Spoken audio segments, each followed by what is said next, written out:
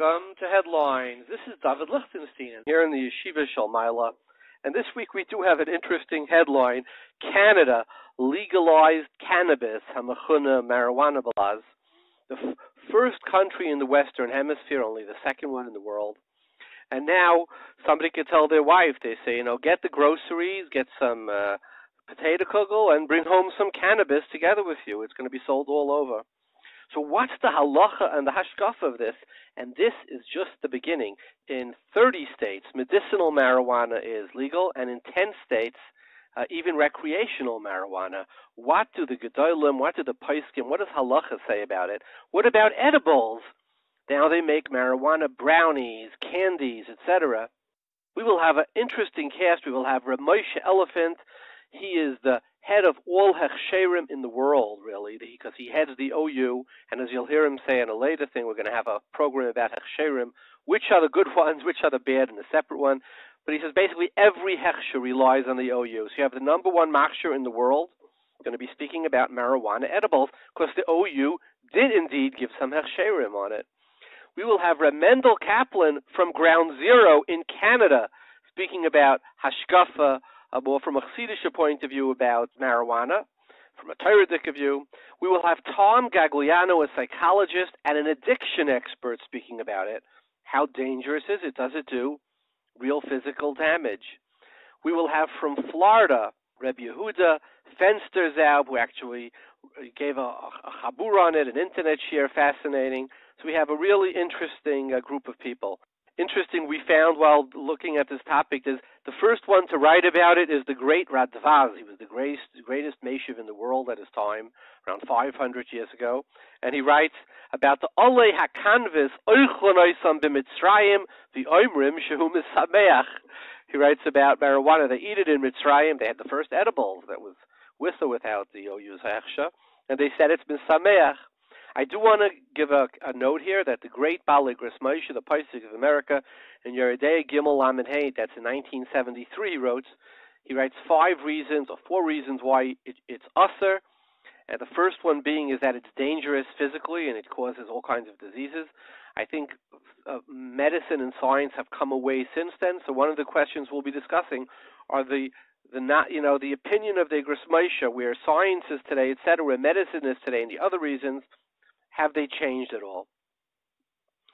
Before we begin, I want to go to since we're headlines, a new and exciting Torah program. Last week was the yard site of the great Lublin Rav, Ramey Shapiro, who started Daf Yomi. Well, it's not for everybody. Some people find, at a blotted day, going through Zvachim, Menachos, etc., it's a little difficult. They want something maybe that's more hands-on. So listen to this exciting program. I do want to give a disclaimer. This Rav, Rabbi Yadal Goldberg, happens to be my son-in-law. So, I think I speak without prejudice, but I just want to, be totally honest here. So listen to this exciting program.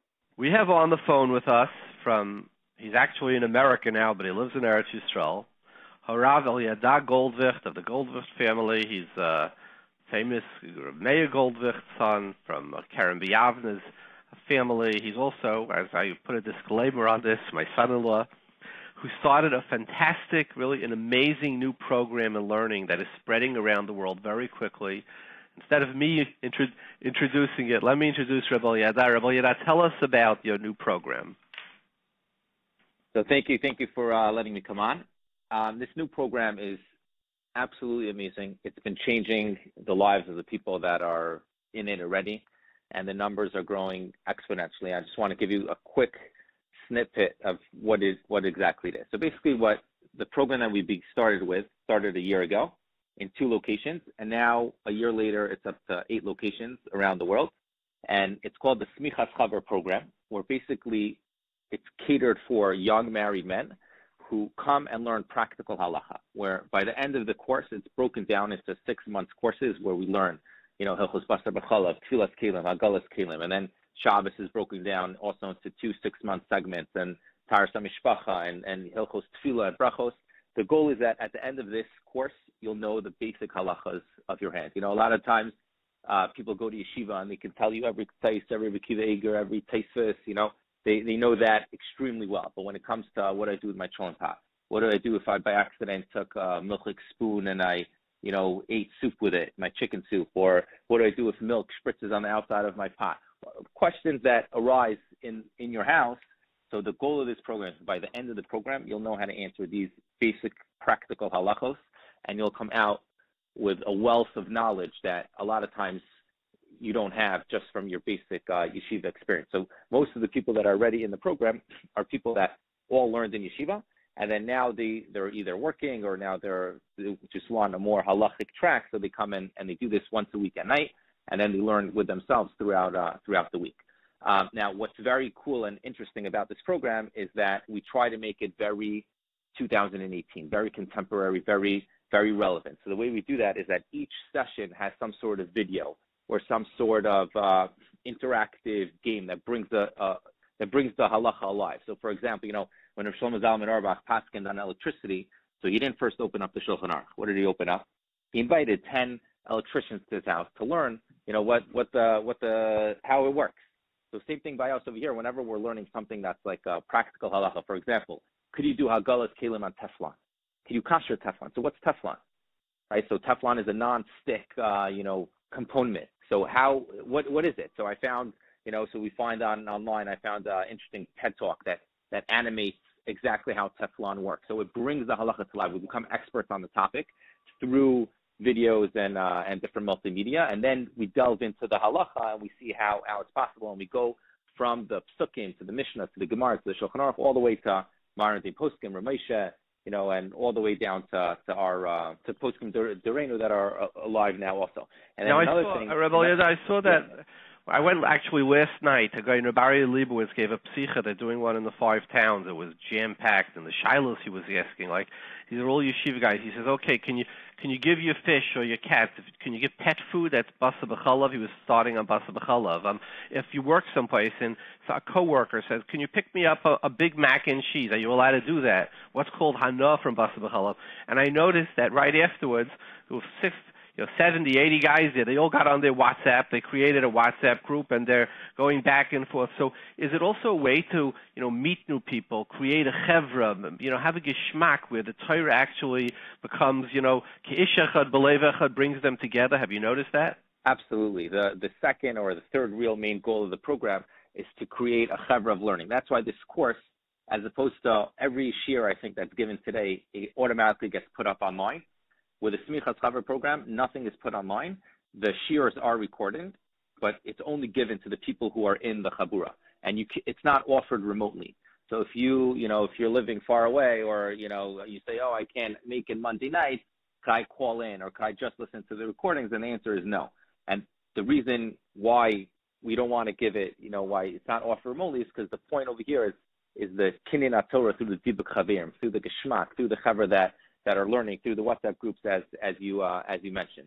Now, another very amazing thing about this program is that at the end of each year, you're emailed also the notes of what we discussed, as well as the questions that we discussed with the answers, where the goal is that these parents take these questions and answers, they print it out, and they come to their Shabbos table, and they're able to engage their children, their friends, their family, whoever's at the Shabbos table, and it's really changing the conversation at the Shabbos table. So people that have been in the group for the past year in Yerushalayim and Beit Shemesh and different places, they've told me how it's been a complete game changer to how their Shabbos meal looks like. Their Shabbos meal used to, be all politics, and now they still have, the regular Jewish Shabbos table talk, but it's infused with interesting contemporary Torah topics that everyone discusses. So that's the third thing. Now, a fourth thing, when we expanded, so we just expanded now into 4 locations in Israel and 4 locations in America, a total of 8 places.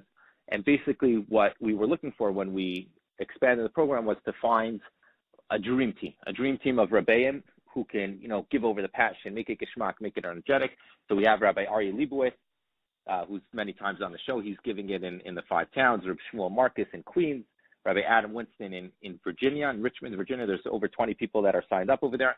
And Jonathan Schachter, who's doing it in Teaneck. And then in Eretz Yisrael, we have in Yerushalayim, in Beit Shemesh, Efrat, and then in another location also in Yerushalayim. So, and there's a total of around 250 people that are learning currently, day in and day out. Now, another thing that's what makes this Smichas Chaver, right? We didn't even get to the name, but what makes it very, very cool and very interesting is that at the end of the course, we want the people Which who is are 6 months. That's a 6-month course, right? Yeah, it's 6 months, meaning every topic is 6 months, but we cover a lot of topics, right? We want people to remember what they're learning. We don't want to, there's a lot of different, Torah projects and Torah initiatives where you come to a shiur or there's some sort of hespek. We want people who come to this course to come out and remember the halacha. So at the end of the 6 months period, there's a bechina, which covers all the information that we learned. Closed book, you can't take it, right? You have to remember everything. And whoever passes this bechina gets a smichas chaver, or I call it a certificate of accomplishment. It's not a rabbinical smicha, but it's a smichas chaver in that topic that's signed by Reb Shlomo Amar, he was the Sephardi chief rabbi of Israel. He's currently the chief rabbi of Yerushalayim. By Reb Zalman Nechemia Goldberg, who was the Av Beis Din of the Beis Din Agadol in Yerushalayim. He's the editor-in-chief of the Encyclopedia Talmudit. He's the son-in-law of the great Reb Shlomo Zalman Auerbach. And Herschel Schachter from Yeshiva University, the Rosh Yeshiva, the Rosh Kollel, the posek of the OU as well. All three of them sign this certificate, and the goal is that after you learn for 6 months. Oh yeah, you have a great Sephardi Rav in Rav Amar, the former Rishon LeZion. You have the son-in-law of Rav Shlomo Zalman and the head of the Beis Din Agadol, big Haredi Goyin. And then you have Reb Herschel Schachter, who sort of is the the Goyin of the more modern Orthodox world. It seems like you've combined 3 different worlds here. Correct. That was the goal. The goal was to combine all the worlds of the Torah learning community. That everyone, what unites us? What unites us is Limud Torah. What unites us is learning Torah, keeping Torah, and keeping the Shmiras HaMitzvot. So here, all 3 of them were very happy to come together and sign on this certificate of accomplishment on the Smichas Chaver to show that all we care about is Torah. All we care about is living a life of Torah. And now what happens is that the parents who finish and they get this certificate, so they come home with the certificate that's signed by 3 huge rabbeim, and it's presented prominently in their house. So, some of them went to university. Some of them are doctors and lawyers. So what's hanging up in their office? All their certificates and their diplomas from, various different academic achievements. Now they're celebrating their accomplishments in Torah learning. And in Eretz Yisrael, we have a theme after every 6 months where Rav Amar comes and Rav Zalman Nechemia came and Rav Schachter sent in the video. And it was just absolutely amazing. The vibe in the room, the energy in the room was palpable. People were so excited and so happy with what they accomplished in Torah learning, and the numbers are just doubling and tripling from when we started. So it's been absolutely amazing, and we plan to grow as much as possible, and we should be zeicheln handle Torah l'adira. So basically the goal is to take halacha and Torah, make it super geschmack by great rabbeim, make it interactive, create a chevra, create a certificate, a smichas chaver, that you can come home with something, change your Shabbos table. So turn the learning into something that you can really grab, own, and be very useful. Now, if somebody wants to get some information, do you have either a website or a phone number? Let's say they say, wow, we'd love to open it in our neighborhood. How would they go about that? So they can email at semichatchaver@gmail.com. That's semichatchaver@gmail.com. We do not have a website online yet because, again, we're trying to keep it more as a chabura, more as every location is your own club. But we hope to open one just to publicize what's going on so far. So basically now we just passed the yard site of the great Rabbi Shapiro of Daf Yomi, whose dream was to unite the world in learning. This is another way to unite the world in learning. Fabulous smichas chaver. Thank you very much, Rabbi Yada. And, if it was a stock, it went from 1 location to 8 locations in 1 year. That's 800% growth. I would advise everybody to go long smichas chaver. Thank you so much. Thank you. Okay, this week, I like to say a word before we start. I want to juxtapose 2 really fascinating people in this week's parsha and last week's parsha. 2 of the great protagonists. You have Avram and Lot. Now, what does it say about Avram? Heyeh bracha. Avram is the blessing of the world. Right? You want to be gebenched? Avram is Heyeh bracha, the siman of bracha.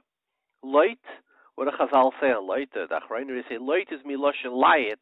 It's miloshin klola, the opposite of Avram. Here we have two individuals, totally opposite. And my question is, what made Avram gebenched? What personal character? If we could say this, I say this, I want to give a caveat. When we talk about Avis, we can only speak about, in Efsha, the Efsha, the Efsha. And Lot, what made Lot so corrupt? He goes down to Siddim. He, almost the antithesis of Avraham. What is it about them? So let's look at Avram. And let me give you an example of the corruption. Avram, it says by him, the Malachim come, the same Malachim come to Avram, and they say, Aya Sarah Ishtecha. What does he say? Excuse me, Ba'ayhil. It's none of your business where my wife is. Merednish wegen Vaibida. It's not, he says she's Ba'ayhil. The Malachim come to Lot, and Lot wants to do chesed. So what does he do? He sends his daughters out to be anusais by the Anshe Siddim to protect the Malachim. Look at two, he sacrifices his children. How do two people become so differently? And they grew up really in the same house. I mean, Avram, Lot thought he would be the Yerush of Avram. Lot was Avram's nephew, the three brothers. It was Nachor, Haran, the children of Terach, etc., right? What is it about Lot that makes him and Avram that go in such different ways? And I think it's relevant to your and my life. Let's look at Avram. Avram is called Avram Ha'ivri. Avram, Kala Oila Me'everechad, he's the first dissenter. The whole world is on one side. Avram is on the other side. It says by the Dera Flaga, he was the only one against the Dera Flaga. Avram against the world. He had this self-confidence, Avram, to know who he is. He knew the most important word in almost any language, when to say no. Right? He said no to the Dera Flaga. He said no to Nimrod. He jumped into the Kivshana Eish. He said no to the four kings who came to attack him. Right? Avram, what do we know about Avram? Avram represents self-confidence. And when the Malachim when the kings come to Avram and they say, after he defeats the five Malachim, they say to him, we want to make you an Eloha, a god over us. Avram says, no. They say, we want you to become a Melech. Avram seems to accept it. It says he's Nasiya Elohim ata b'seichenu. He accepted the kingdom, the honorariums they gave to him. Now let's look at Lot. Avram knew who he was. Look at Lot. Lot's father, Haran, is a copycat. Avram jumps into the Kivshan Eish. What does Haran say? If he survives, Avram has the self-confidence, I will too. But if not, I'm not going in. He's ambivalent. When it says to Avram, Lech lecha, young man, go find your own way. Go spread your wings. Go change the world. What does Lot say about Lot? Vayelech achrav Lot. Lot is the Nachshlepa, son of a Nachshlepa. He doesn't believe in himself. The great Rabbeinu Yain in the beginning of Shari Avodah writes, listen to his lashon, HaPesach HaRishain, the beginning of a person, of any, Sheyeda HaAdam Erech Atzmai. Know your own attributes. Know your own importance. Right? And this continuous, v'gedulasam v'chashivusam eitzel habayre. If you don't know your own attributes, and you also don't know how special you are, that the Rabbi Shalom created me and you, me. If we don't know that, the Rabbi Shalom went to Tircha to create us. He says you're missing the beginning. And then he says v'yishtadel v'yischazek tamid, continually. Every day, be mishtadel and be mischazik, lahamid atzmai b'malaza, to know your own attributes, know who you are. It's not just, of course, Rabbeinu Yaina. It's Rishayin, it's the Gemara, the Rishayinim and Achrayim. What does the Gemara say? B'shvili nivra olam. A person is supposed to say the whole universe was created for me. Now, talk about egotism. Imagine a guy would walk around and say B'shvili nivra olam. You think he was a Meshugana. And you look at the Yad Ramah, he says, all the trillions of planets, the light years of planets, all was because of me. Listen to this. The famous Tzidkes HaTzadik, he writes, from Tzaddik. This is on the more contemporary. We had the Gemara, the Rishonim, the Yad Ramah, the Rabbeinu Yoina. Listen to this lashon of the Tzidkes or Tzaddik. He says, Kishem she'adam tzarech lahamin b'Hashem. Just like you say 13 Ani Mamins after davening, the same thing, you're supposed to believe in yourself. Same thing. Do you know anybody? I challenge you. Last month we had 80,000 downloads. It could be 100,000 listeners. Did any one of you, bottle of schnapps, pick your favorite schnapps, did anybody here, I challenge you, say after davening 13 ani mamins in themselves? I believe I am a good person. I believe I am a good son. I am a good father. I could be a good husband, wife, daughter. I'm a good member of society. I try my hardest very often. I love with my whole heart. When I see somebody in pain, I will stop. I will try. I'm good to my family. I am a smart person. I'm a learned person. I went to yeshiva. I went to school. I'm a Talmud Chacham. I'm a Baal Midas. I'm a Balas Midas. Do you know anybody who says that? Reb Tzadok says, "Kishem she'adam tzarech lahamin," and Rabbi Yoini says it's the beginning of service is knowing your own attributes. The Mirror Mashkiach, Rabbi Yerucham in his Sefer writes, he says, the Tachlis Kol Ha'adam Lahakir Ma'alasai. If you don't know your attributes, you can't accomplish anything. If you are nothing, you ain't going to accomplish nothing. You ain't going to be nothing. You're not going to be a good parent, a good child, a good brother, a good sibling.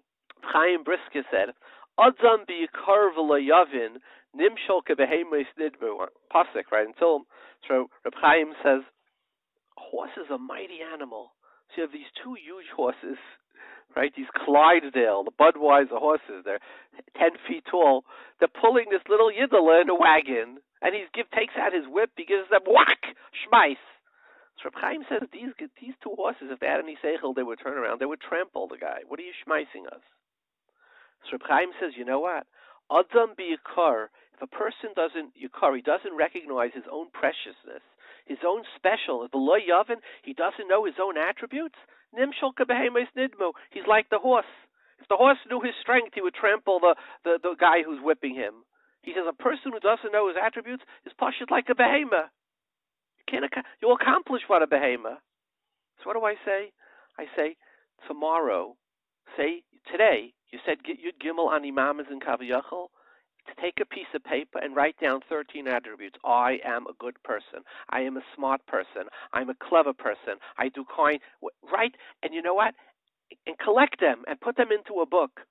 And when you're in a bad mood, you pull out that book and read your own Milas, your own Ani Mamans. So let's go back to Lot and Avraham. Avraham was the Avram Ivri. He knew who he was.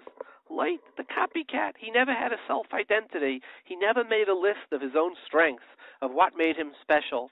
And therefore, listen to this. The Malach, two people do chesed.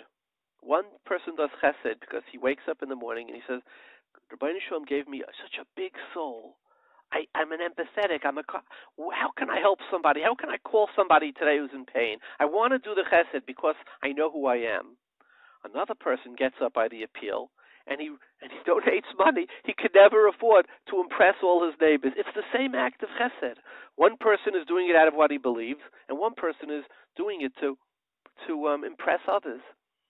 Do you know people who went to schools they didn't want because to impress their parents, their friends? They did shidduchim they didn't want. They send their children to schools they don't want. They try to do shidduchim not appropriate for their kids. They sell themselves down the river. Why? Just to impress another.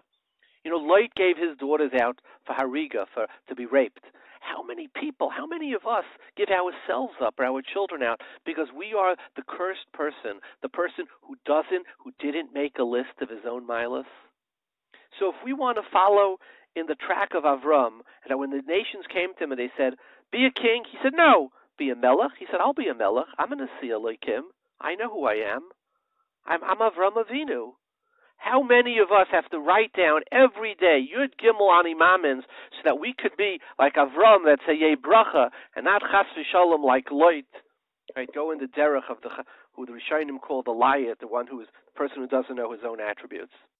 I realize what I'm saying goes a lot against what we're taught in maybe yeshiva or Hasidus, that you're supposed to be Anochi Afa ve'efer to Anochi. Who did Avram say Anochi Afa ve'efer to? He said it to the Rabbi Shalom. He didn't say it to himself. And yet to that same Rabbi Shalom, Avram stands up in next week's parsha and he goes to battle with him over Sedaim. He says, Hashayfet kalaretz. So this whole concept of anivis, tzbrachenkeit, the worst imaginable thing. If you're tzibruchen, I am tzibruchen. Those days I accomplished nothing. I know my attributes I accomplished. Let's follow Avram and Abracha and not go after the Toyim who speak. Now it's true, maybe there is one tiny fraction of the population who struggles with Gaiva. It's a really tiny fraction. This is not a serious part. This is not something that we should be struggling with. Today's generation particularly struggles with who am I, struggling against Madison Avenue, Instagram, the press.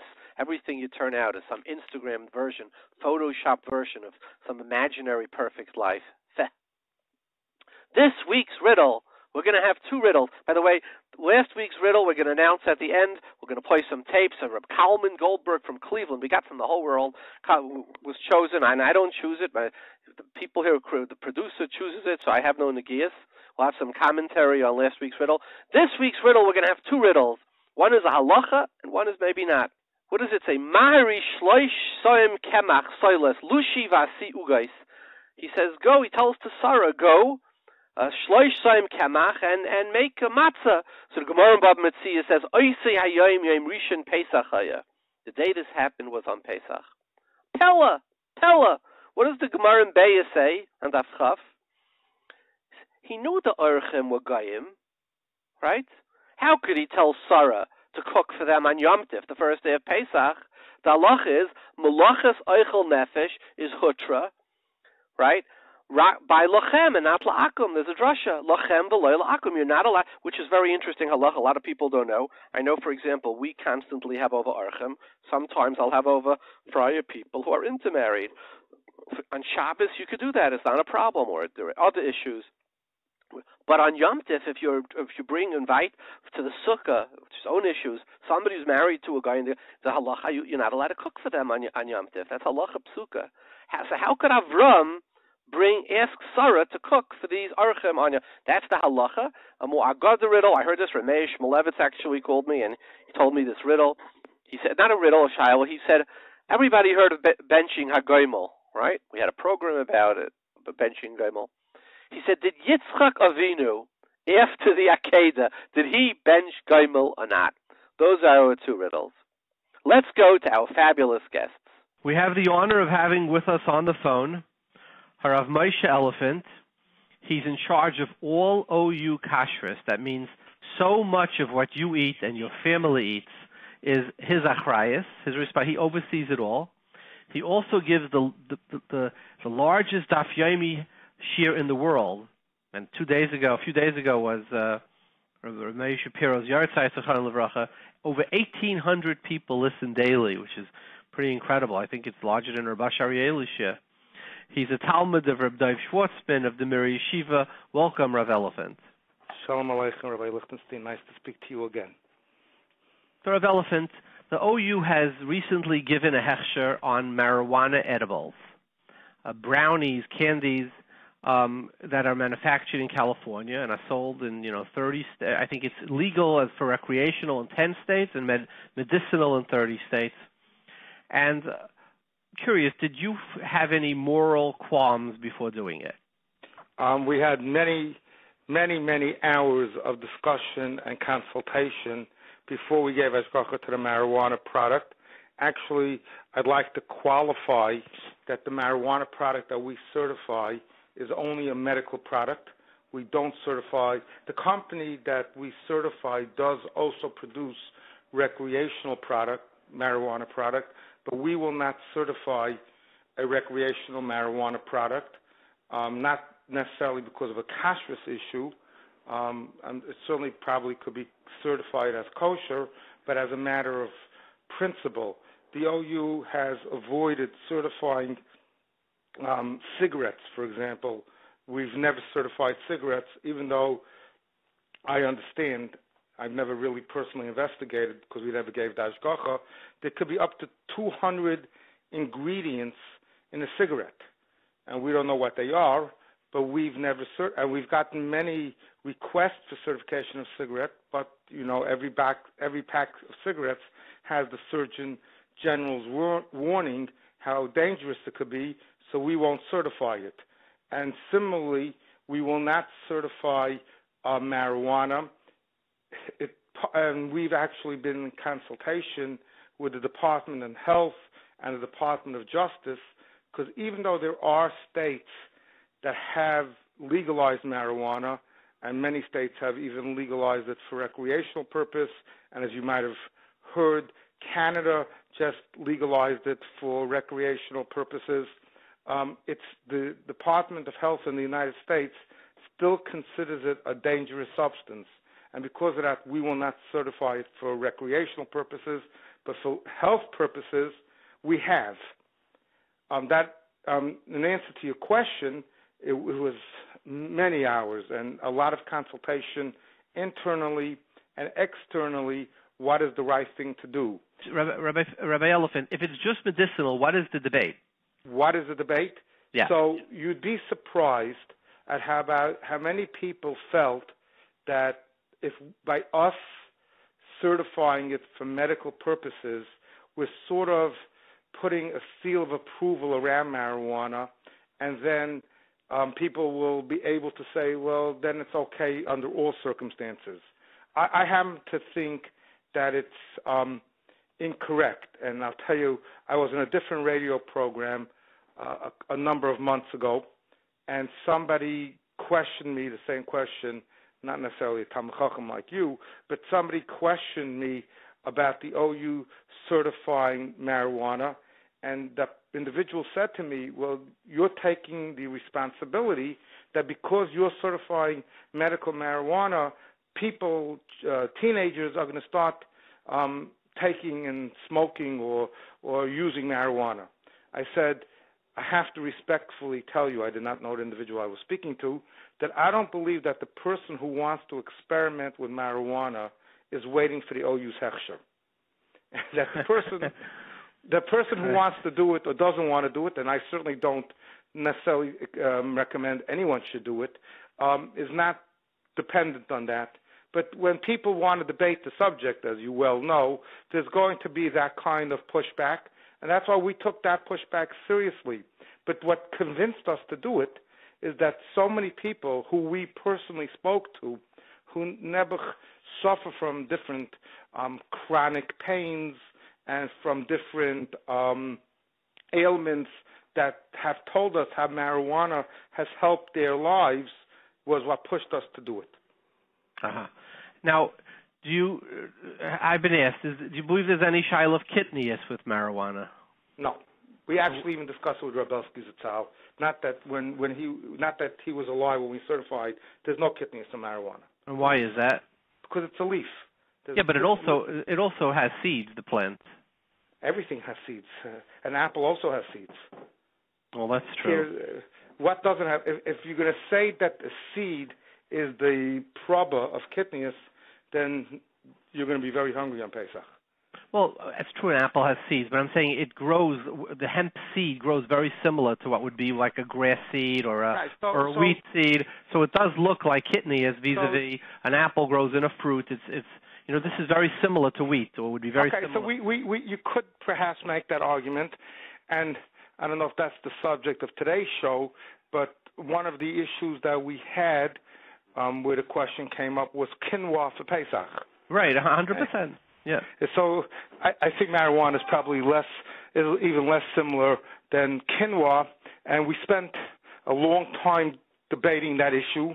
In fact, originally we avoided certifying quinoa for Pesach, but after much deliberation, and if you really look in the Paiskim, I very often quote a tshuva. It's a short tshuva, but a fantastic tshuva from the Kozma Rebbe in the Shalos Tshuvas Divrei Yatziv, where he was asked many years ago about cottonseed oil, cottonseed for Pesach. Right, and Moshe has a tshuva about it, a very hotly disputed topic. Right, and if you look at the Kozma Rebbe's tshuva, and the Kozma Rebbe was not known to be a makel in any sense of the word, and I've looked at that tshuva many times in my career, and what the Kozma Rebbe says there is that the kitnius is a minig, and because kitnius is a minig, we follow the minig. We don't dispute the minig, even if we do or don't understand it, but it's not something that we're supposed to expand on. And what was part of the minig is included, and what isn't. there was no cottonseed oil in the time when this minig was formed, and therefore it should not be included. We all know the famous debate over potatoes, the Chai Adam, the Divrei Chaim. The Chai Adam would have had us not eat potatoes or potato starch over Pesach, and truthfully, not that he needs my haskama, his argument is very strong, because anybody who looks at potato starch can easily confuse potato starch with flour, right? But everybody uses potato starch. Yeah, and I mean, yeah. So if you could eat potato starch and you could eat cottonseed oil, you could certainly have kidney. Not that we're certifying marijuana for Pesach, but it's certainly certified. So do you certify quinoa? Yes, we do. You do, okay? Because I'm saying there's yesh v'yesh. And originally we did not. It took us a lot of years of deliberation, and then we decided finally to do it. Rabbi Elefant, it's as always an honor and an education having you on. Thank you. This feeling is mutual, and you should be able to help us do the avodas hakodesh of educating the tzibur. We're going to do that. Okay. Thank you so much, Kultov. Take care. Bye-bye. Good night. Bye. We have on the phone with us Rav Mendel Kaplan. He's the Rav of Thornhill, Ontario. He's also a chaplain on the regional police force. He's an active member of the Toronto's Vad HaRabbanim. He's a voting member of the COR Kashrus Council of Canada. He speaks very often on the radio, on local television, throughout the world. Him and his wife, the Rebbitzin, with their 8 children, live in Thornhill. Welcome, Rav Kaplan. Shalom Aleichem. Thank you for that warm welcome. I have to tell you, I'm one of many, many Rabbanim living here in Thornhill. It's a Irvein B'Yisrael, Baruch Hashem. Okay. So let me ask you, tell us, marijuana was just legalized in Canada, so it's very appropriate that you be on the air talking about this. And it's the second country in the world where it's totally free in any form, both medicinal, both recreational. So tell us from a hashkafa standpoint, what were you makabel from your Heilige Rebbes, what you're learning? Somebody comes to you, a bacher, and he says, or somebody, a balabas in the shul, and he says, Rebbe, I'm going out to buy some marijuana. They opened up on the corner now, a supermarket. There was a bunch of public companies in Canada, huge public companies, very, that are doing it, that are selling it. What's your feeling? I looked throughout, he says, Bavli, Yerushalmi, Sifra, Sifri, Taisefta, Turshul, Chadarach, and I can't find any isser with marijuana. How would you respond? Yeah, marijuana isn't mentioned in the Bavli, Yerushalmi, Sifra, Sifri, Mechilta, or the Rishonim of Shulchan Aruch, and the Rebbe never spoke about it per se. But I think that there is a very, very clear Torah perspective with regard to using marijuana. And I want to draw a distinction between medicinal marijuana and between recreational marijuana. I think the real issue is not with medicine. If somebody is in pain and this is a way to alleviate pain, there's no mitzvah for a person to be in tsar. In fact, tsar is, as a rule, not a good thing. And it disables one from proper Avodas Hashem. There's a famous verse from the Maggid of Mezitch. He said, "Akleina lechel and guf, machta gresa lach neshama." If there's something missing in a bodily sense, it invariably is going to negatively impact the neshama as well. And the yid has to be gesund, and we should want to feel good and feel a sense of equilibrium and balance. And I don't think the Torah advocates chas v'shalom pain in any way, shape, or form. We don't wish it on anybody, and we don't look for it. Al tviyenu l'dei nisoyin, we say daily in our morning brachas. The issue here becomes about recreation. Rabbi Kaplan, somebody did send me a clip of the Lubavitcher Rebbe, and he was asked, "Ha'im ze ovel ashen marijuana?" And the response of the Holy Ramash was, "B'yoyser u'lepele gadol hashayla." Very much so. And the question is astonishing. So it seems that he was quite opposed to it from this very short clip. Thank you for enlightening me. I was unaware of that. I'm glad that I okay, but Adarabah, let's hear. Tell us some of the hashkafa. So people do ask shilas, and this is a huge subject of discussion. Of course, the morning it was legalized, people were joking about it, and somebody actually showed up in shul with a little bag of lettuce, and he said, "Rabbi, you want some marijuana?" But this is very, very much al hapedic, and it's something that people are talking about. And I delivered a drasha about it already in the summer when the news broke, and I've spoken about it to numerous people, and I've talked about it on the radio here as well. So what we're talking about is recreational marijuana, and people's taina, if you will. Why is it different than alcohol? I mean, alcohol is a substance which alters one state of consciousness, and Torah encourages the consumption of alcohol on a weekly basis. The Chazal said that the mitzvah saseh of zechira, of remembering Shabbos b'dibur, should be done al hayoyin, and the emphasis is not on grape juice, but dafka al hayoyin, unless it's yayin migitay, which very few people do. So there is a notion of alcoholic content. And on Pesach night, it's again the Chachamim were misaken the inyan of arba cases, and we have the stories in the Gemara of Chazal who suffered terribly, but yet partook of alcohol. And the Gemara talks about it in great detail. And Maseches Pesachim talks about the alcohol content, and I have to be meizig the yayin. The Gemara says, I think it was Rav, Rava yayin upsamim pikachni. Yayin made me smart. The Gemara in Shabbos and Av Samach Yeah.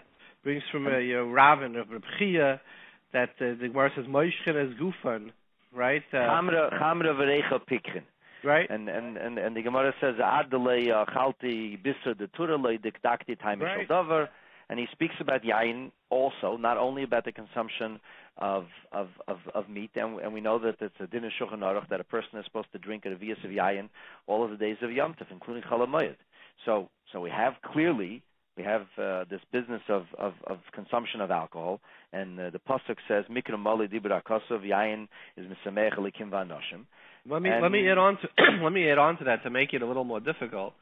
Is that when the Gemara in the Samach Vav in Shabbos says, "Ki have mivas me ma'isi mishra milcha," Rashi says on it, "Shikurin shayu mashkiris talmidim," that it seems that they got a little bit high. They didn't just drink a revius, which according to the Chafetz Chaim is 3.2 or 3.3 ounces, which is like a very small amount, the size of an egg or something. They actually got high, right? So what's the difference of getting high on, wine or on Johnny Walker or on some marijuana? Well, the Chaim Noah share is even smaller. It's under 3 ounces. But I want to take exception to the terminology. See, getting high is appropriate terminology for marijuana or narcotics. I don't think it's the right terminology to be used for alcohol, and I'll explain to you. I'll tell you why. But to make life more difficult for myself, I'll only add that Chassidim have a minhag. It goes back to the days of the Baal Shem Tov to say l'chaim. Usually it was more on vodka in the old country, not on Johnny Walker. But the point is that Chassidim did say l'chaim, and it's not a secret that in Lubavitch, at a Fabrengen, alcohol is consumed. And really all around the world, when it comes to a time like Simchas Torah, people do drink mashke in a serious way. Rav Niznik, who was the chief rabbi of Montreal, spent the last Simchas Torah of his life in my shul, and he made kiddush on a cup full of vodka that day. And I believe the Lubavitch Rebbe used to sit by Fabrengen with a big glass, and it wasn't full of water; it was full of vodka. The Rebbe said l'chaim on vodka. There's no. I saw it myself for years. There's no question. The Rebbe did say l'chaim. And it was like a coffee cup size. I mean, this wasn't a shot. It was a becher. It was a large becher. It was a large becher. The amazing thing is that the Rebbe said l'chaim, and the Rebbe spoke for literally 6 to 7 hours without notes, touching on every part of Torah. And then on a Yom Tov, the Rebbe would, after davening, stand on his feet and give Kosher bracha. And this was after drinking several cases of yayin and yayin HaMeshaker. Which honestly, if I did that, they'd carry me out, and then he spoke for 7 hours. And then he stood on his feet till 3 or 4 o'clock in the morning, giving everybody a little wine. The whole thing was astounding. It's off the charts. But this is the question. So hey, Rabbi, you say you shouldn't drink marijuana. You use marijuana. You yourself say l'chaim, and everybody knows that on Purim it's a chayiv inish l'bsumi b'puria. And the Gemara even says the kam rabba v'shachtel l'bzeira. So this is not a joke. This is kipshutei, and it's very, very real. And what could be wrong with marijuana? Why don't you want us to be happy, Rabbi? We want to be happy. We want to enjoy the Shabbos, and there's now marijuana brownies, and everything is mutter, and everything is kosher v'yosher, and so on and so forth. So I want to first draw a distinction between alcohol and between narcotics, because the Torah is very clear and very explicit in multiple levels, as we've talked about, when it comes to alcohol, and never once does the Torah encourage the use of a mind-altering substance. You see, alcohol essentially is something that lowers inhibitions. It's not as much as getting high, it's as much as feeling free and open. Yeah, and the Gemara. Kol hanoisen einav b'koisei kol ha'olam doimelei kemisher.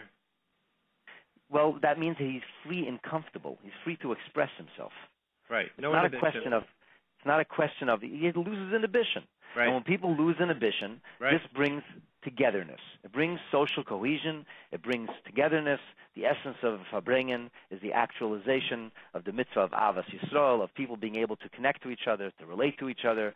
Sometimes even there's techacha, but all of that has to be done in a spirit of Avas Yisrael, in a spirit of Ava, not chas v'shalom, with any kind of negativity.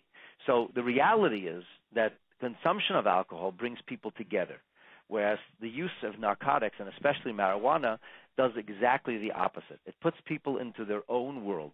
It removes them from others.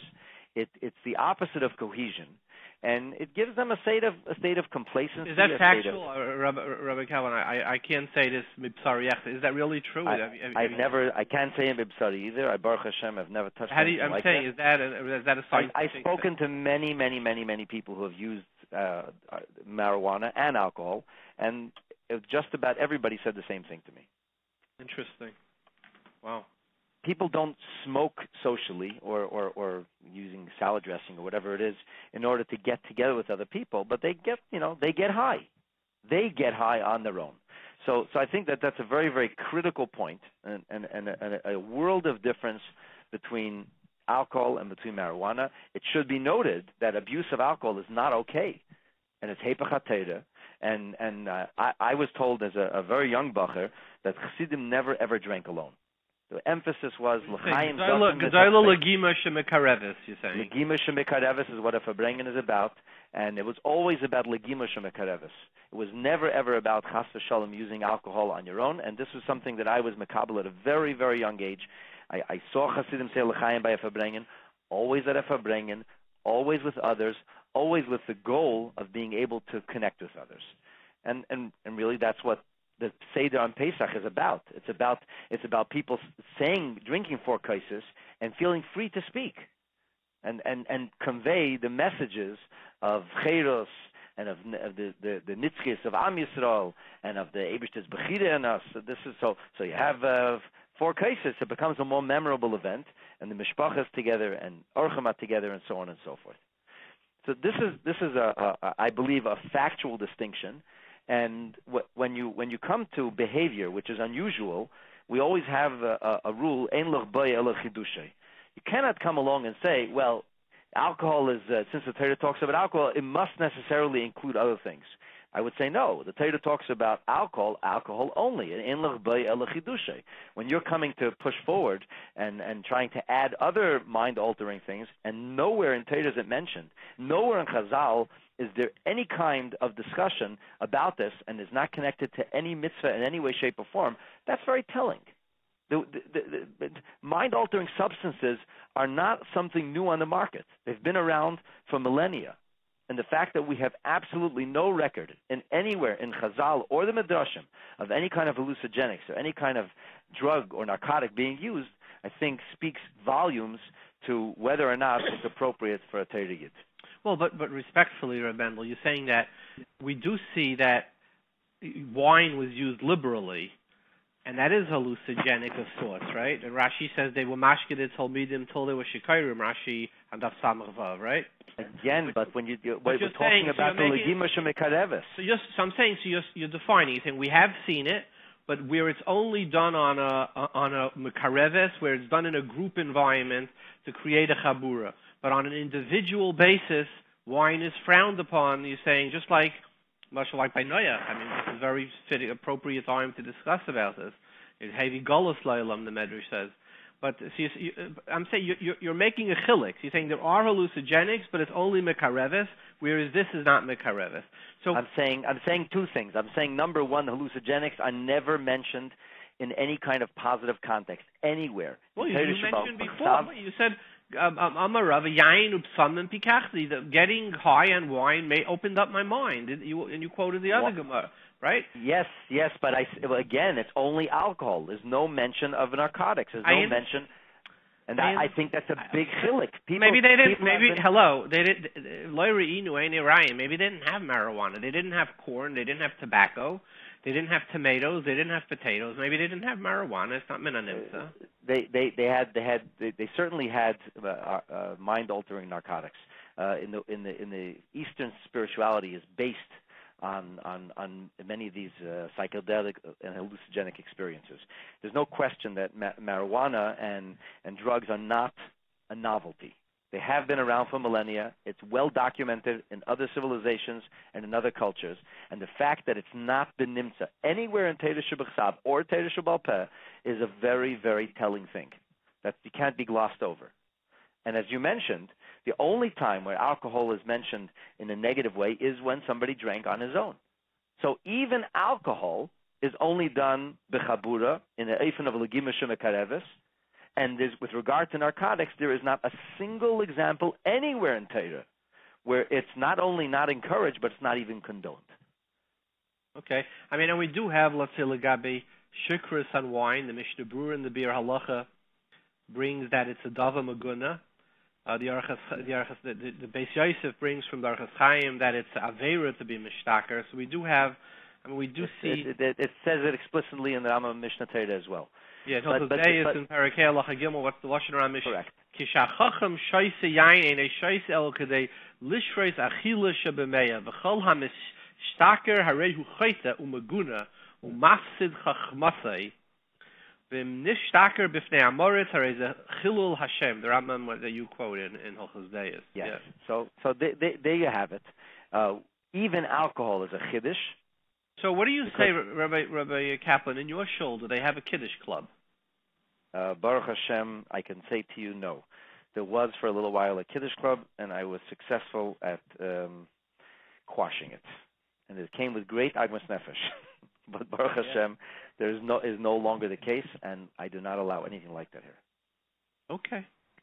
Well, and when you're saying over your opinion, do you believe this to be the opinion you makabel from your Rebbes, and in general, is this the Chabad opinion, or are you saying sort of a das yachid or what shenir leinecha?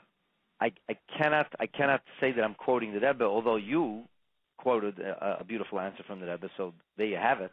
I was unaware of that, but this is the consensus. Without any kind of doubt, this is the consensus. There's another very important point I want to make.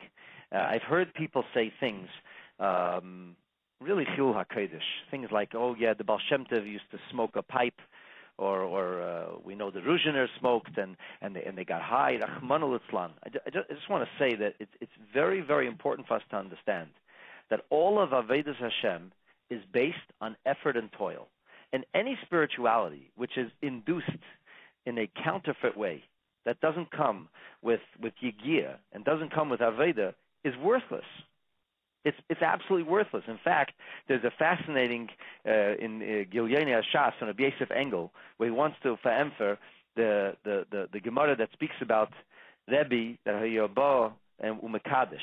And there's a famous Sefer Chassidim says that he would come begod of Hachamudes, that he would come actually in Big Day Shabbos, not in Tachrichim. And there's different Mefarshim that talk about either not to bring Tsar, that he shouldn't see him in Tachrichim, or that no, he came the way he came on Shabbos, and that's why he said Labane ani tzarech, and make sure there's an Edolok and so on and so forth. And the Sefer Chassidim's answer essentially is that tzaddikim b'misas and kruyim chayim. So b'meisim chavshi, it's true. David HaMelech says in Kapitel Peiches b'meisim chavshi, and the Gemara tells us in Brachas that means that there's no longer a chiyuv of mitzvahs when one is not the chayim ba'alma hadein. But nonetheless, he says that tzaddikim kruyim chayim, and the Gagliano Shas says something unbelievable. He says that we have, how could you say that? He says we have the Mishnah Novus that says Yofesh Achas B'Tshuva Ma'asim Tevim Ba'Olam Hazeh Mikol Chayei Olam Haba.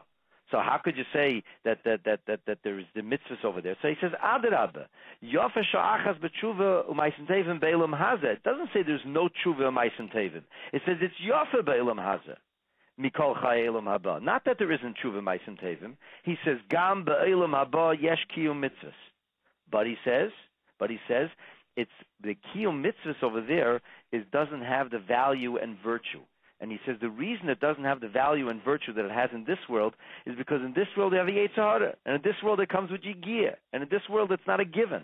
But in the other world, it comes with it comes without any kind of toil. It comes with any kind of effort. The notion that Yidden should experience any kind of spirituality without effort, by simply lighting up or eating a marijuana brownie, is totally alien to Yiddishkeit. It goes against the very essence. But Rav Kaplan, my job here is to take the other side of arguments. I would take the position that we all agree with that, but there are people who would say that as an enhancer to Avodas Hashem, maybe it is good. Somebody says, I'm having trouble really connecting, so let me smoke some marijuana or eat a brownie, and then I'm going to mamish daven v'spila. So I'm going to use it as an enhancer. Then the marijuana daven. You didn't daven. It's not only an enhancer. It's something that takes over. It's a state of mind or a consciousness that didn't come about through Avodas Hashem. And the truth is, this is an old idea, and many people, Gedolim, the Chachamim, had this idea, and it was wrong. We don't have to go any further than Adav and Avihu. But one of the opinions in the Gemara is Shesui Yayin Nichnasu, and the reason that they were trying to obtain a higher level of spiritual consciousness, and they wanted to use something which is Shesui Yayin, which be'etzem could be mutter, and it doesn't say they drank alone. It could be they even drank together. I know, but they wanted to accomplish. Pashtus means they were sheker, right? So maybe with one l'chaim, with one hot hit, the guy doesn't get sheker. It just makes him a little high. He's very aware. He doesn't reach the darga of shtuya yayin, and maybe it's like one l'chaim as opposed to becoming shtuya yayin. The way that we have always understood pshat is not because it was dafka shikrus, but the way Chassidus explains the whole business of Nadav and Avihu, that it was an inyan of ratzoi b'lei shov. They were rushing forward in a spiritual yearning and craving, but it wasn't grounded. In other words, that they cut the moorings of what we call Avodas Hashem, and they wanted to go into Bechad Katiris, Katarna, like it says in Zohar, the inyan of Katiris, on a very, very lofty level. But what do you do then with all the Gemaras of Chazal who drank to be able to become wiser, to be able to get enhanced? What do you do with that?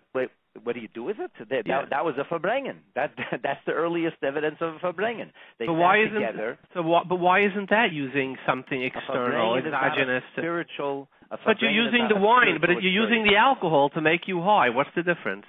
No, you're not using alcohol to make you high. David, I don't know if you've ever been to a Verbrengen.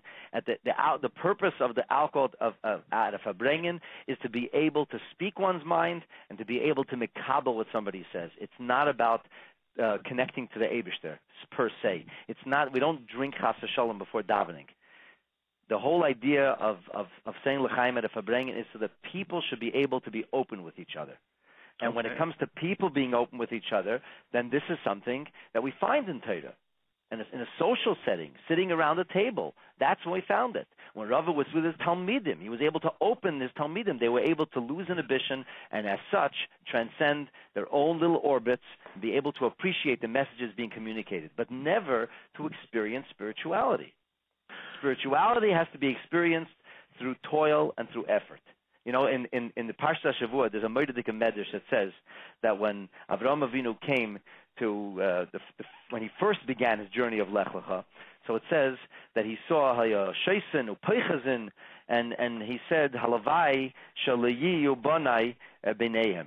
He was very unimpressed. And then when it says when he came, I think the lashon is Litzur. I don't forget the exact lashon. When he came to the sort of here I want to live, he said, because they're working hard. They're working hard, he said. Exactly. He says he didn't say I want to live. He says I want Yehei Banai B'neim. This is what I want. He saw them working hard. He saw them working b'shat nichosh be'idu b'shat idu halavai sheyehei chelki taka. That's the chelki be'eretz hazeh. In other words, the Rebbe wants to teach this medrash. This is the essence of Yiddishkeit. To the inyan of toil, the inyan of effort, the inyan of Avodas Hashem. Recreational marijuana is an anathema to a Torah Yid. The notion that I should have recreation, that I should have a good feeling, that I should be able to be happy by using a foreign substance is totally antithetical to the message that Torah has for each and every one of us. Rabbi say this is Mendel Kaplan from Thornhill, Toronto, giving us over what he was makabel, what he understands from Chassidus. Thank you very much for your time. Thank you very much for the opportunity. Kol tov, and it shouldn't come easy. It should come with effort and toil and yigia. And then you gaita, says the Gemara, then umatzasa tamen. Yeah. Well, thank you very much, Kol tov. We have the honor of having with us on the phone from New Jersey, Tom Gagliano, who's an expert in addictions. He wrote a book called The Problem Is Me, together with Rabbi Dr. Abraham Tversky, the famous Hasidic author and psychiatrist. Welcome, Tom. Thank you, Dave. Thanks for having me.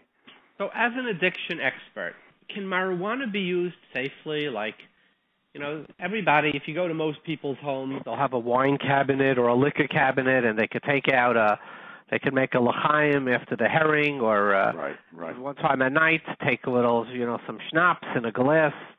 And can you buy some marijuana? And it's now become legalized in Canada. It's legal in 30 states, 10 for medicinal purposes and 20 for recreational purposes. Can you say, okay, let me smoke some marijuana, and it's the equivalent of having a glass of your favorite single malt whiskey? Not too much of it, half of a thing. Can it be used that way? Sure it can. Here's the question. Is alcohol is legal. People have been drinking for years. Now, some people drink too much. They can't handle alcohol. It's an addiction. It's used to medicate their pain, take away their difficulties, regulate their discomfort. When we use anything to overabundance, whether it's alcohol or marijuana, we have to look at that. And usually that occurs when we're doing something that's hurting our family. We're using it too much to hurt our family. We're not spending enough time with our family. We're not present. Or maybe we're getting in legal trouble, DWIs, or maybe if I drive high on pot, or maybe I can't hold down my job because I'm partying too much. So, when we start to cross those lines, that's when we have to look at it as being addictive. It's nothing wrong with drinking a little, but there is something wrong with drinking a lot. There would be nothing wrong with smoking a little marijuana, but there would be something wrong with smoking a lot of marijuana. So it really depends on the individual. Now, is there any brain damage from marijuana? Is there any permanent impairment? Like, how dangerous is marijuana? I think there is. I think, again, we go right to talking about alcohol. Alcohol, after years of consumption, will start to hurt your brain cells, will start to deaden your brain cells. I think marijuana will do the same thing. And again, marijuana could also be used as a gateway to bigger and more destructive drugs like heroin, whatever. Again, if you're an addict, what happens, addiction is progressive. You need more of whatever's happening as time goes on. And there are many people that are in jail that have destroyed their lives with heroin, with other areas that started with marijuana. And when they started, I know they didn't say, oh, gee, I'm going to ruin my life by smoking some marijuana. But inevitably, it can lead to be a gateway to more harmful drugs. But Tom, couldn't the argument be made that so could alcohol be used as a gateway to other drugs? 100%. Look, anything. We have to remember always that when we talk about alcohol, marijuana, pornography, overspending, gambling, drinking, drugs, these are symptoms, Dave. They're really not the root problem. And, as I speak about, the root problem is what's underneath it. It's the person growing up did not learn to develop healthy coping mechanism, regulating their discomfort, and they needed something to medicate that pain. They either act in with depression, isolation, or they act out with addiction. So when we talk about all of these different situations, these are the symptoms really. That's not really what the issue is. And my methodology and what I use with clients is it all really, the rudiments come from childhood messaging. It's if I grow up with self-esteem like I matter, like I count, it's less likelihood I'll overuse anything, marijuana, alcohol, or anything. So, can I go off on a rabbit hole for a minute? Sure. Okay. Do you think it's a healthy exercise for a person to make a list, maybe weekly, depending on what his self-esteem level is on that day, maybe daily, to sit down and write down 20 things about myself? I'm a good father. I'm a good husband. I'm a kind. I'm an empathetic person. Like, is it helpful for a person to have sort of a bag with all their attributes in it that they're aware of, that they write down, that they speak to themselves repeatedly to help their own self-confidence, or to become your own father and your own mother from a self-esteem, through the prism of self-esteem, or would be an exercise in futility? No, it's not an exercise of futility. It will help. I love affirmations, and in fact, I tell my clients to do the affirmations looking at themselves in the mirror. It's a little more powerful when you're actually looking at yourself.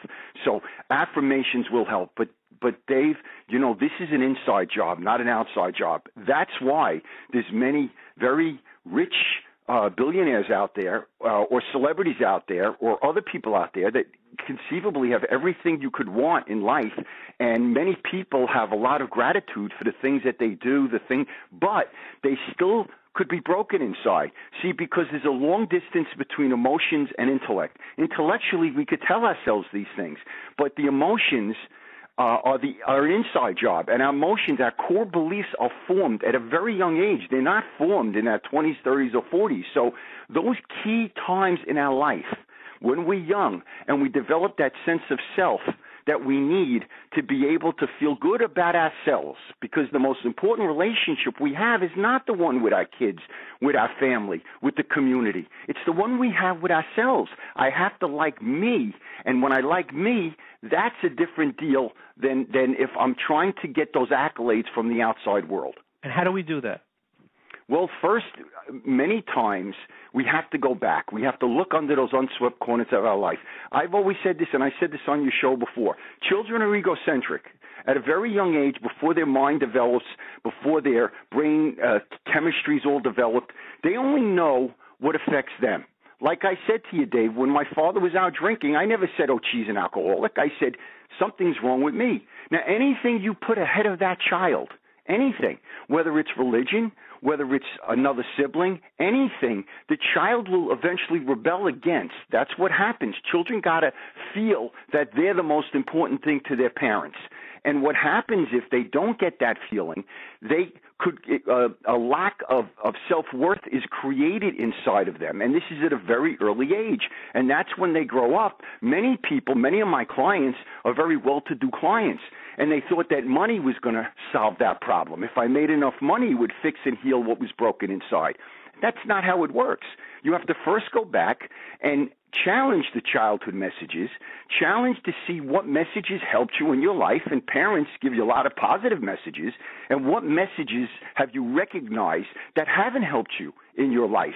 Maybe I got to be a perfectionist. I have to do everything perfect. Well, the definition of perfectionism is failure, because you can't do everything perfect. So if you're always looking at what you could have done better and not celebrating what you did right, it leads it to a very lonely, isolating life.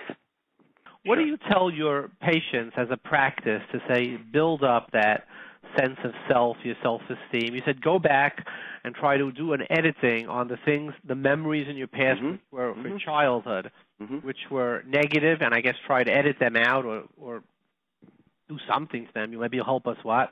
And on the positive ones, try to accentuate them. Is that a fair synopsis of what you said? Yeah, I think we first, there's three pieces to healing our insides. It's self-awareness first. I have to know what's broken inside. Like I said, I can't be working on my foot if it's my shoulder that's bothering me. So I have to write down some of the messages I received in childhood. What were those from my caregivers? Did they give me that unconditional love? Did they tell me, hey, it's okay. You don't have to get an A on every test. It's okay. We all slip and stumble sometimes. I care more, did we get that, or were we raised at a bar that we had to achieve in order to feel like we were loved? So first we go over those messages and we build self-awareness. When we have self-awareness, then it becomes more, Dave, of a we process. Now I bring other group members into the growth with the client. Now they see how other people have learned to accept themselves more, like themselves more. We have groups. We talk about, the things in life that trigger our discomfort. We talk about when we're discomforted, what can we do positive? If my wife upsets me, do I shut down? Do I run away like I always used to? Or now do I say, hey, you know, hon, when you said that, it was very hurtful. I'm not saying you meant to hurt me, but I want to tell you it was hurtful, and I'm telling you this because I want to get closer to you. So we start to change our actions in life. And then finally, the third piece is maintenance. If we consistently do these things, we start to build self-esteem. We start to heal. So in a nutshell, there's three pieces: self-awareness, action, and maintenance. Without awareness, I don't know what actions to take. And without actions, I'm really not going to maintain anything. So those are the three pieces that will help somebody start to like themselves better, start to feel better about themselves. And in doing so, it permeates into those closest to us. Okay. Now let's go back to marijuana. So if marijuana is like alcohol that could be used safely and unsafely, is there any reason not to use it in moderation? It's a tricky thing. The question has a lot of other questions involved. I personally, I would have to know the client very well to know that. Do they have addictive tendencies? If somebody has addictive tendencies, I would tell them don't go near marijuana because you're going to become addicted to it. Why? Because it gives you feel good. Worse than alcohol? Worse than alcohol? I wouldn't put it on a scale better or worse. I just put it like right with alcohol. And but then it's fair to say that most houses you would go to, I haven't been to one that isn't, have a bottle of wine or a bottle of whiskey, etc., which means people feel confident, yeah, I'm going to have some wine and I'm going to have some, whiskey, and I'm not going to become an addict, right? So can those same people, and it's a new area of enlightenment. Most of us have never seen it. Now dispensaries, certainly in the States, the 30 states, the 10 states, say, listen, honey, when you're going to the store, you're buying a bottle of, I don't know, Smirnoff, whatever you want to drink. I'm not a big drinker, so I'm a little bit ignorant. Could you also stop by the dispensary and pick off? I saw Smirnoff just came out with a few cannabis products. Would you say it's the same thing or not? The same thing, and has to be watched the same way. Now, again, think about this. Anything that gives you a feel-good, anything that gives you a dopamine hit, where the brain cells, the dopamine gives you that really good feeling inside, like alcohol does, like marijuana does, like drugs do. Anything that gives you that dopamine hit, that feel-good inside, you have to watch that it doesn't get abused or overused. So, again, if anybody came to me with any kind of addictive tendencies, I would tell them that if they started to do that, they're going to get addicted. Now, here's the real problem with addicts. Listen carefully. Every addict out there that starts their addiction thinks they're in control of their addiction. Everybody out there that's going to start to smoke pot is going to think they're in control of the pot. Some will control it. Some won't control it. Some will get to the point where the marijuana controls them. It becomes the most important thing in their life, not just a feel-good, but something that provides them with a sense of oxygen. And this is the real issue with all addicts. All addicts believe that they're in control of their addiction until they hit some kind of tough bottom. Then they get honest, sick and tired of being sick and tired, in other words. So that is the biggest detriment in anything with addiction, is the person always thinks they're in control. And believe me, the cemetery's filled with addicts that thought they were in control of their addiction. Okay, Tom. So to summarize, basically, alcohol and marijuana are both addictive, right? And if you have an addictive personality or you haven't learned how to control other pain in your life, and therefore that's right, regulate your discomfort, correct. Yeah, you haven't, right? So then you could be, you're particularly vulnerable to the possibility of addiction. Well, and I would use both alcohol and marijuana very carefully. But otherwise, there is no distinction in their both addictive behavior or it's hard to, and neither in moderation create permanent damage. Is that a fair synopsis or no? Yeah, I would say in moderation. I think you hit it on the head. That's the key word, moderation. And sometimes the person can't assess what's moderate to them. And I think that's the problem right there. Moderation's fine, but sometimes, a lot of alcoholics out there think they're drinking in moderation, and they get their third DWI, if you follow me. So it's It's knowing what moderation is and being accountable, I think, Dave, to other family members and other people you trust, that they can give you feedback if you're smoking marijuana more than you should and if it's affecting their lives or your lives more than you may know. So I think the very good point here is to remember to get feedback from the people you trust, the people you love, and let them also answer if they feel like you're doing it in moderation. Because sometimes in life we need that feedback from other people. Well, Tom, thank you very much for your time. Thanks. It's a pleasure. All the best. Bye-bye. Bye. We have on the phone with us from Hollywood, Florida, Rabbi Yehuda Fensterszaub. He's a Talmud of Chaim Berlin, Shar Yashav, in the Kollel in Hollywood, and he recently did a shiur on the topic of marijuana, both I don't know if it was recreational or medicinal use. Welcome, Rabbi Yehuda. Hi, thank you. Thank you for having me. So, Rabbi Yehuda, is recreational marijuana mutter al pi halacha or not? That was the big question in the shiur. And to many in there, they were hoping for a yes, but it seems like Lamaisa, it doesn't seem like there's really any heter to use it recreationally. Well, like somebody said to me, he said, I went through Dawal Chalkei Shulchan Aruch, right, Sifra, Sifri, Taisefta, V'chulu, V'chulu, and he didn't see any message about not using marijuana. So could you define the Isser? I mean, I know Moshe has a tshuva about it, etc., but walk us through, why would it be Asa?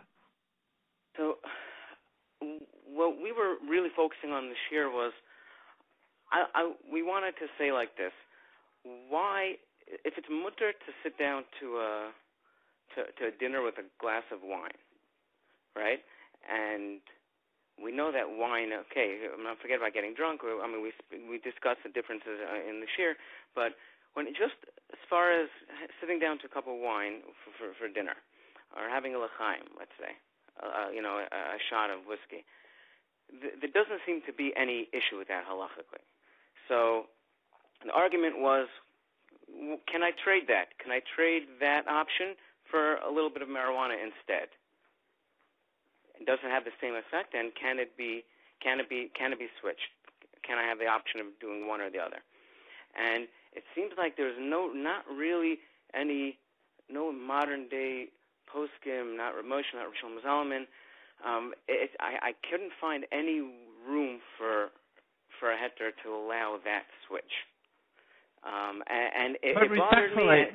Respectfully, you don't need a reason to be matter it. You need a reason to aser it. Why wouldn't it be mutter de facto? If it's not aser in the Torah, it's de facto mutter. Rav Moshe gives in his tshuva, he gives several reasons. The concern is that, I mean, granted, in that tshuva, I believe he's focusing more on yeshiva bachurim, if I remember correctly, that tshuva, more on yeshiva bachurim, maybe that go out of town, maybe that go to Eretz Yisrael for the year, and the fact that it sounds like he's more nervous about the long-term effect of it, maybe because it's a gateway drug and how it's going to affect you down the line, where it's going to lead you, and also he doesn't see the benefit. It's more like, I think he's wondering what's the purpose of it. It makes your ability to learn. It kills your whole ability to focus, and it takes away any cheshek you have to learn or to do anything. It makes you lazy, makes you tired. He doesn't see any benefit in taking it. So he says, Pashut, he comes out very strongly against it, and so does Rabbi Shlomo Zalman. So we were wondering, and the shiur was a lot of back and forth. It was very engaging, and we were wondering, maybe perhaps if we had a little bit, just like I mentioned, instead of a little bit of schnapps or wine, maybe a little bit. Maybe he would match it. Maybe he wouldn't have a problem with that. And so Rav Moshe actually lists 4 reasons. One, he says it's dangerous for the body. Right. Now Rav Moshe is writing circa Tafshin Lamed Gimel, so this is 70s, I believe. Yeah, 73, right? So I mean, since then there have been many studies, and there's been a Harvard study. I mean, if you go online to WebMD, it brings 15 studies that seem to say that there is no permanent damage, and in the short run, for 28 days, if you smoke a lot of it, there could be memory loss. But it's at least for now, it seems the majority of opinions, I think, seem to believe that we've had on a doctor before who said the same, says that it doesn't create permanent damage. So the first reason, Moshe, they didn't just have the research then. So we can say today with that research, we have to wonder. He says his lashon is it's makalkel umachala saguf. Is that really true today? Correct. Now the second thing is he says a very interesting new svara. He says that it causes people to eat a lot marijuana, which is interesting. I think if I remember the tshuva correctly, I think he says more than eating, he's more concerned with the taivas in general that it's going to bring. He says besides for eating, apparently somebody let him know that when you smoke the marijuana, it gives you a big appetite. It makes you hungry. His language is va'oichu goyrim taiva gedola asher hu yoser mi taiva sachila. The third reason he says it causes your parents to have aggravation, right? And then the fourth reason he says it's going to be an isser of kedoshim tiyu, because it's just like sort of these indulgences that don't seem to serve any purposes, right? And also the last thing he says is that it's a gateway drug, that it brings people to use other drugs. And his lashon is saif davar hu pashit ubor shemehu isurim chamurim. Very strong lashon, yeah. Very strong lashon, and it doesn't. I mean, Moshe was a great, bal halacha, and the halacha side of this just seems honestly just, I don't know, debatable. Right. For lack of a better especially purpose. Three or four of his reasons are they could span across so many things. It's not like you know kedoshim tiyu and keep it of aim. Sure, yeah, certainly we could argue that, but I mean that's not necessarily focusing on the on actually the concern of the marijuana itself. You could say that about many things. I don't know. It's just fascinating to me the reasons, especially the main one, the main reason, the first reason that he gave, which is the dangers to the body. And like you said, with the information that we have today on it, the tremendous amount of medical benefits that it has, and certainly if you compare and contrast the dangers of alcohol versus marijuana, fascinating differences. So it's interesting. And so here's Rav Shlomo Zalman that you quoted. Here's his lashon Madana Shlomo. Because it does damage to the body, the Isser Gomerhu. So my question would be the same thing. If today indeed they find out that it's not damaging to the body, in effect, would this Isser go away? I mean, that's just but the other, regardless, that's just Ramoshe's first reason. But his third reason is that it causes parental harm. Well, I guess if somebody doesn't have parents, then would that reason go away? But then his last Isser of Kedoshim Tiyu, which means, I think in Kedoshim Tiyu is novel B'Rishos HaTorah, doing inappropriate things, which is sort of a loose thing, but certainly Ramoshe, as the Gadol Ador, can establish that this falls into the Kedoshim Tiyu, that it just doesn't fall into the level of Kedoshim. Right. I mean, that's a hard thing to debate with. I had a svar. I put my own 2 cents in. I think at the end of the year, I said, imagine it's Yom Tov or let's say Simchas Torah, and you go to the back of the shul, you go to to a different area, and you see a couple guys making al chaim, before hakafas. Okay, no one's gonna necessarily blink at that. It's not. No one's gonna make a big deal of that. But if you go and that same group of people is, they're smoking marijuana, certainly, for the most part, we'd be disappointed in that group of people because we expect more. We expect better, and we expect more from Kollel Yisrael. So I'm assuming that's at least in part what Moshe meant when he said, he was concerned about Kedoshim Tiyu. But the question is, Rabbi Yehuda, that I would ask is that, well, growing up, marijuana was used by all kinds of irreputable people. So to a certain extent, the legalities are what created the distaste that surrounds it. Right. But just imagine if growing up it was seen as tobacco and alcohol, and basically it could be overused, in which case you were a drunk, or and I guess any type of smoking is dangerous, any type of tobacco. Right. So the question is, what comes first? Does the kedoshim come because of the legalities, or is there something about essentially makes it an issue with kedoshim? And then afkamin would be is if it is made legal, like the states of California or Colorado, would that change the opinion that now it is not an issue of kedoshim to you? I think, in my humble opinion, I think certainly the social aspect of it, social status of it, certainly affects it. What about, hemp has seeds to it? Would there be a problem with kitnius on Pesach? And when I say kitnius, let me say it. I don't think there would be an issue of smoking it with kitnius because kitnius is only asa ba'achila. So, for example, you could use kitnius as an oil to be moshech yourself with. You could anoint yourself or use it as a lotion. It's no isabano. We don't sell it. We keep it in our houses. In fact, make kitnius, isomil, which is made out of kitnius, we feed to children. So it's only an isra'achila. So smoking, there's no gzeira of kitnius on smoking, but there are marijuana edibles.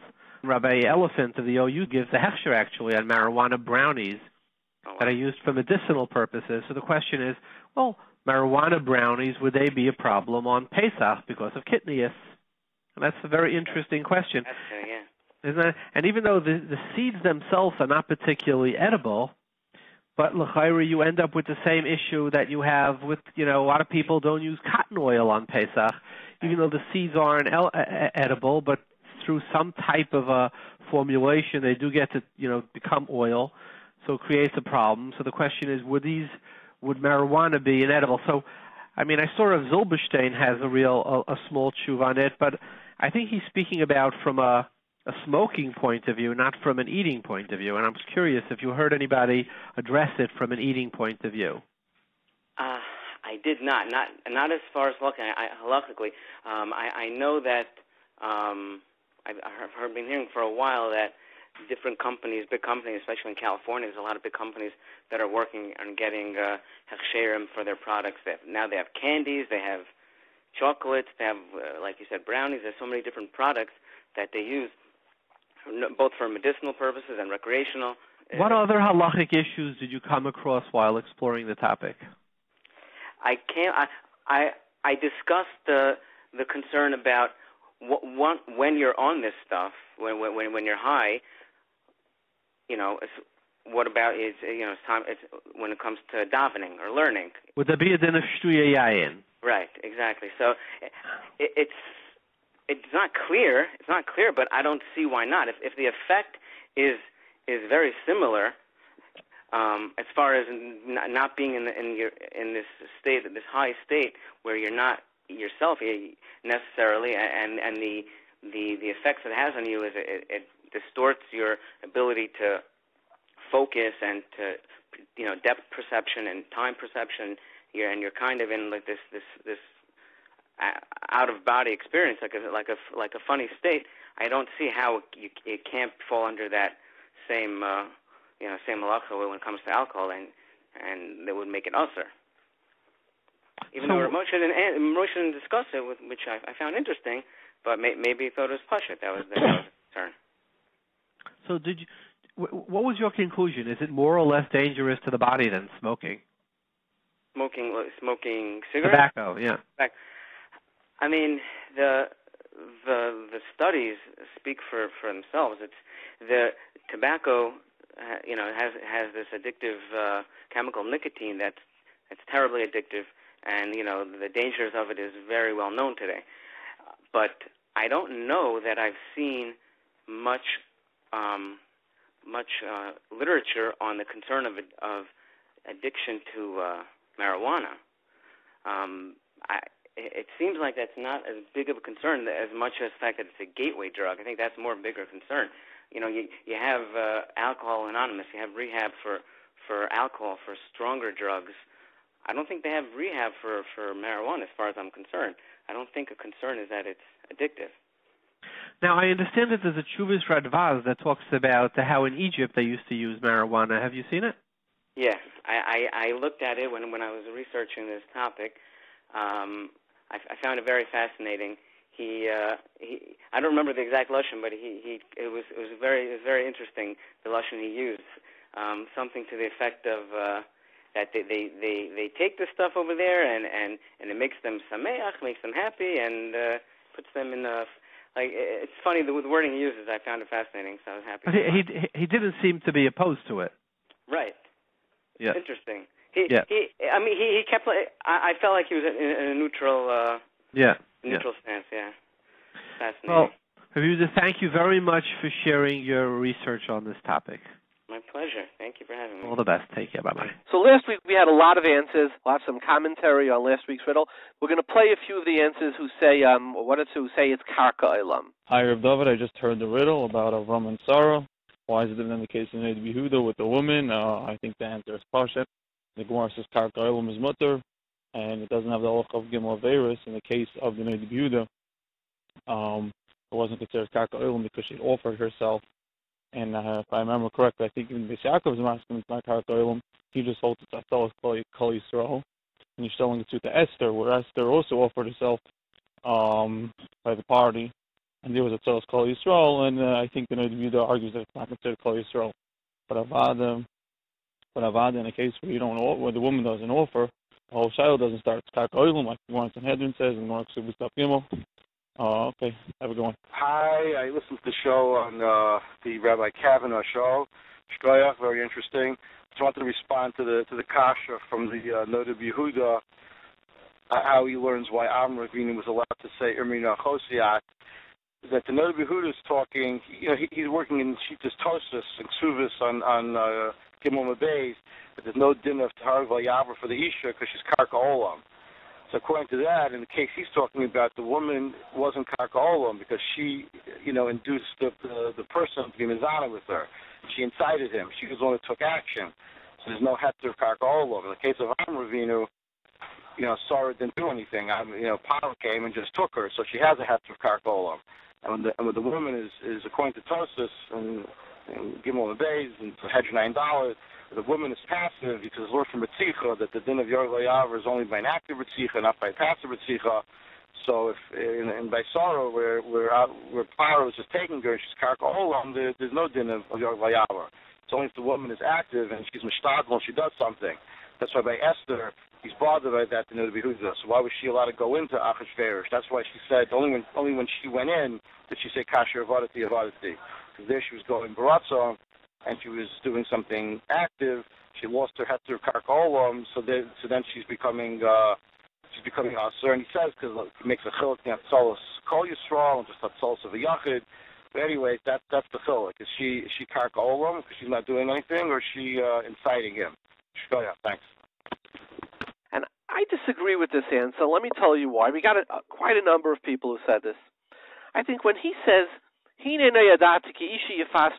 know you're beautiful, and this is a land that they like beautiful women, and I'm going to come after you, Avimelech. When somebody says to the king, by the way, king, I'm single. Guess what? I'm single. To me, that's not Karka Olam. Yeah, it says by this Isha, she was, in the case of the Noida Yehuda, she was Mishadlasei B'dvarim. I think telling the king you're single is also not Karka Olam. I don't have a riot to it. In fact, okay, but that's my hargosha, that doesn't have a din of Karka Olam. If you have a riot one way or the other, please tell me. I don't.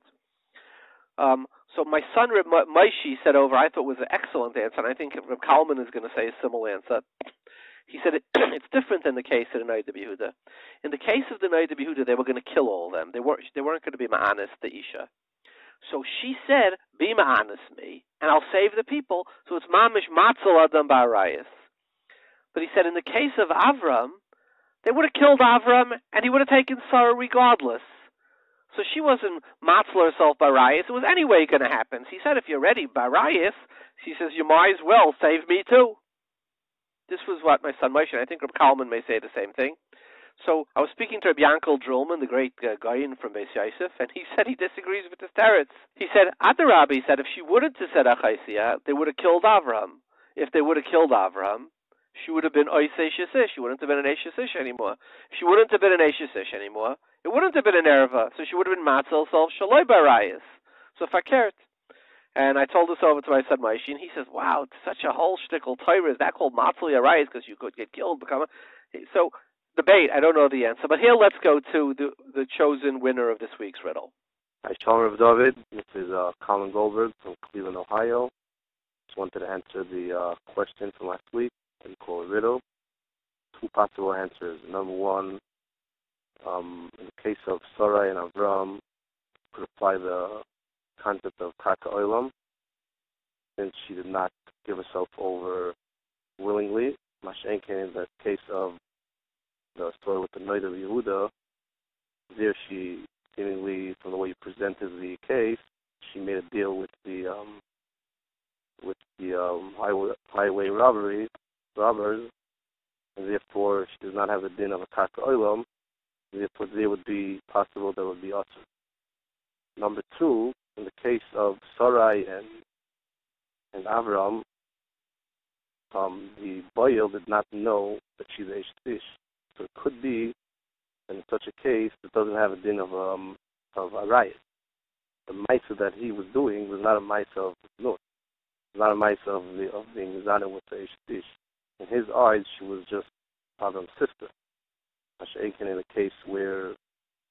the case of the story with the night of Yehuda and the Beis Yaakov, where they argue, there, seemingly, she gave herself over.